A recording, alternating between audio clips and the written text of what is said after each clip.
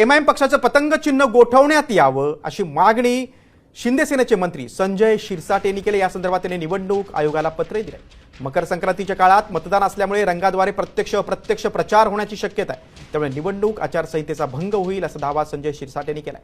तर हातात पतंग घेऊन यावर्षी मकर संक्रांत जोरदार साजरा करणार असल्याचं इम्तियाज जलील यांनी म्हटलंय। संजय शिरसाट महाराष्ट्राचे मंत्री फाटली कशी टर्किनी फाटली ना। संक्रांतीला येणार, संक्रांत येणार, दरवर्षीप्रमाणे संक्रांत येणारच, पण संक्रांत मध्ये पतंग हवेमध्ये उडणार हे लक्षात ठेवा।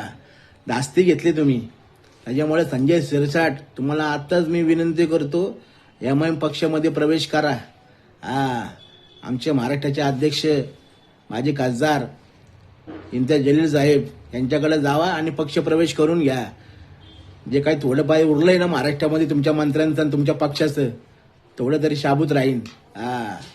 वेळ आहे आता, पण एमआयएम पक्षामध्ये प्रवेश करा। आणि कुणाच्या बोलण्याने एमआयएम पक्षाचं चिन्ह पतंग कुणी गोठवू शकत नाही हे लक्षात ठेवा। कुणाच्या बापाची जागीर नाहीये पक्षाचं चिन्ह गोठवायला। तुम्ही केलं तसं आम्ही खपून घेणार नाही ना, ते संजय शिरसाट आम्ही ते खपून घेणार नाही हे लक्षात ठेवा तुम्ही। तुमच्या पक्षात काय चाललंय ते बघा आधी। कुठल्या पक्षात जाता आणि कुठल्या पक्षामध्ये तुम्ही विलीन होताय ते बघा।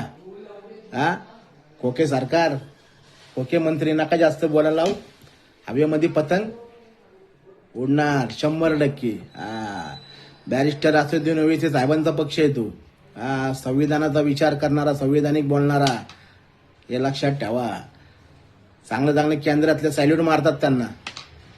त्याच्यामुळे अशा बेपक्के वक्तव्य करून प्रसिद्धी मिळवू नका। संपलं तुमचं राजकारण।